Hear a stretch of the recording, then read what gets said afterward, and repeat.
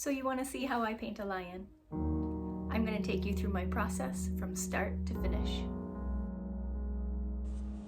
The supplies you'll need are a graphite pencil, watercolored pencils, regular colored pencils, paintbrushes, white gouache, a fine tip black pen, cloth or a paper towel, and a water cup. We're going to start our lion illustration with a light pencil drawing. If you need a reference, you can look in field guides, National Geographic, a quick internet search, or you can download my exact line drawing and follow along with me. It's best to use watercolored paper or a multimedia paper with some thickness to it because we're working with water. Okay, lightly sketch the outline of your lion and add maybe a few details like his eyes and his ears. When you've finished your sketch, that's when the fun begins. We're just going to start with our black watercolor fine tip pen and color in his eyes and nose. This is just to give our painting some immediate interest, and it can also be a reference point for other areas like his ears and his mane later on. Then I look for the lightest color overall. In this case, it's tan or light brown. Look at your reference image carefully in order to really see the colors needed. I see a light tan and some dark yellows, maybe even a little red or dark orange in the shadows of his body.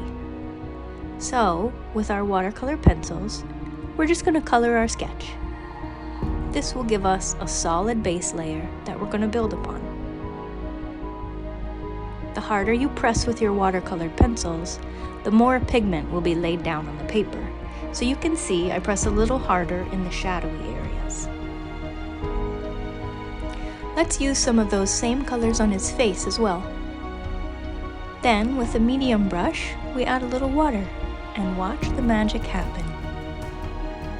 I just love how the colors melt into one another. You get a really authentic and sometimes surprising effect, which is exciting, right?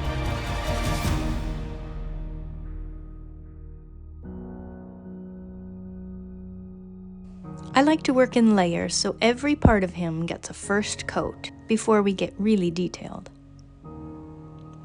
Then we'll move to his long mane and do the same thing. We'll find the overall color and start there. Let's use medium brown, maybe some orange and then black for the tips of his hair, his underbelly, and his tail. We can also use this to start putting in some shadows on his legs and behind his ear. And again, let's add some water and watch the pigment melt. I think he's starting to look handsome.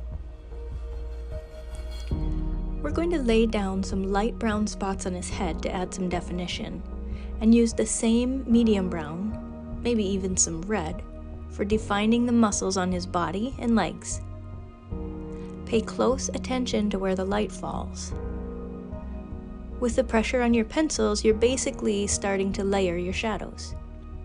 You can work these shadows as many times as it takes to get the depth you're after.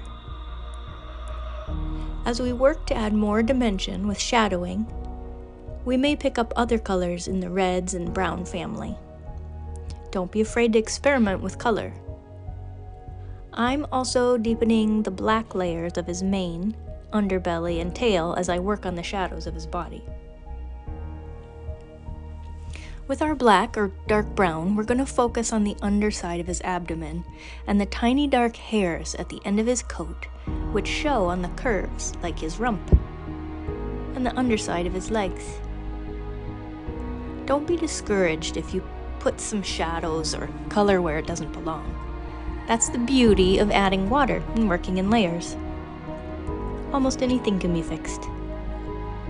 I like to work with several colored pencils as I'm layering the color. You'll see I come back over his body and his mane several times, switching between adding more pigment with the watercolor pencils and adding a little bit of water on a medium small brush to blend those areas out. I find that this really helps give a nice natural feel, which gives the lion a more authentic color. This is where you'll really start to see some dimension. Look carefully at your shadows. They can be lines and shapes of all different colors or sizes, but they are integral to the overall success of your piece. I'm using a darker brown and black to add some depth around the edges of my shadows. And then I'll carry those shadows to the more detailed and tiny parts of him, like his ears, his eyes, and on his snout. Having a few different size brushes helps in this instance because when you're working in really small areas, you only want to add the slightest bit of water to make that pigment melt. Once I'm happy with my shadows, I'm jumping to my favorite part, which is the highlights. Just a little bit goes a long way in making the subject come alive. For this, you'll need your white gouache. I put a small squeeze on my paint palette, and with a small wet brush, mix a bit of the pigment with water. The more water you use, the less opaque the white will be. It's really easy to work with, so if you feel you've not used enough, just add another layer. And if you feel you've used too much pigment, just add water. That'll just fade it out. This is also what we can use to correct any areas we may have added too much shadow or put them in the wrong places. I'm going to touch up under his belly because I don't like how harsh that line was. Then we're going to work our white highlights on his legs, his face, and more specifically throughout his gorgeous mane, which is really going to help show the thickness of it. This is also the time to add a little color to his eye and place his pupil, maybe even some delicate eyelashes with your fine tip black pen. Oh, and don't forget about his whiskers.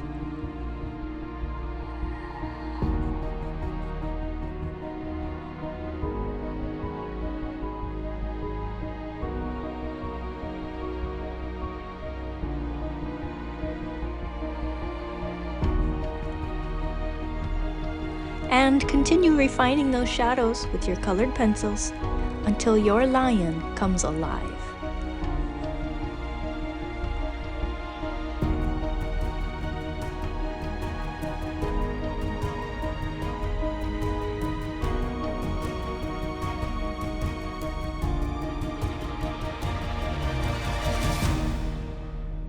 If you enjoyed painting that lion, I think you'll like this one next.